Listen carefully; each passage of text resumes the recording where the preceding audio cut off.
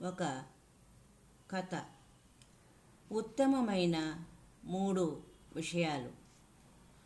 ఒకానొక దేశంలో ఒక రాజుగారు ఉండేవారు.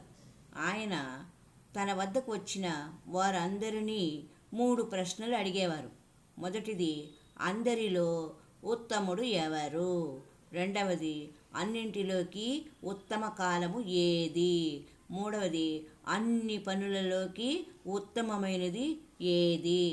ఈ 3 ప్రశ్నలకు సరి అయిన సమాధానం ఎవరు ఇస్తారు అని రాజుగారు ఎదురు చూసేవారు. ఒకనాడు రాజు సమీపంలో ఉన్న అడవిలోకి వెళ్ళి పుట్టలు గుట్టలు అన్నీ తిరుగుతూ ఉన్నాడు.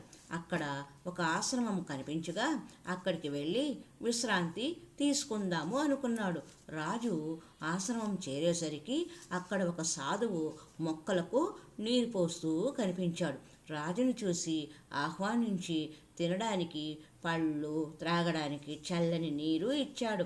ఇంతలో మరొక సాధువు ఒళ్ళంతా గాయాలతో రక్తం కారుతున్న ఒక వ్యక్తిని తీసుకొని వచ్చాడు.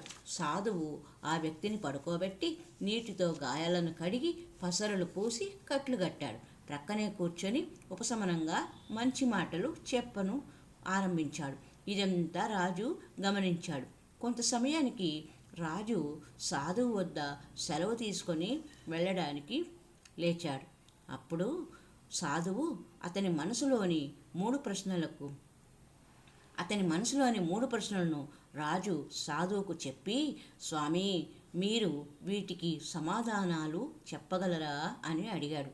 అప్పుడు సాధువు, రాజా, ఇప్పుడు ఇక్కడ నీవు చూచిన 3 పనులలోనే ఆ 3 ప్రశ్నలకు సమాధానాలు ఉన్నాయి. వివరిస్తాను, వినండి అని చెప్పాడు. మొదట, మీరు వచ్చినప్పుడు నేను మొక్కలకు నీరు పోస్తున్నాను. అది నా విధి. మిమ్మల్ని చూచి మీకు ఆతిథ్యం ఇచ్చాను. అది మన సంప్రదాయం ప్రకారం నా ధర్మం. ఇంతలో గాయాలతో మరొక వ్యక్తి వచ్చాడు. మిగిలిన పనులన్నీ వదిలి అతడికి సేవ చేయడం ఉత్తమ ధర్మం. ఎవరికి నీ సేవ అవసరమో అతడే ఉత్తమ వ్యక్తి. అతనికి సంపూర్ణ తృప్తిని కలిగించే విధంగా సేవ చేయడమే ఉత్తమ కార్యము. ఆ సేవ చేయగలిగిన కాలమే ఉత్తమ కాలము. సాధువు ఉదాహరణలతో చెప్పిన సమాధానాలకి రాజు ఎంతో తృప్తిని పొంది సాధువుకు వినయపూర్వకంగా నమస్కరించి తన నివాసానికి తిరిగి వెళ్ళాడు. ఈ కథలో 3 ఉత్తమమైన పనులు మనము మరలా ఒకసారి తెలుసుకుందాం. ఎవరికి నీ సేవ అవసరమో అతడే ఉత్తమ వ్యక్తి. అతనికి సంపూర్ణ తృప్తిని కలిగించే విధంగా సేవ చేయడమే ఉత్తమ కార్యము. ఆ సేవ చేయగలిగిన కాలమే ఉత్తమ కాలము.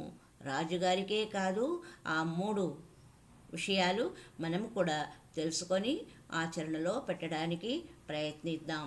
హరి ఓం తత్సత్.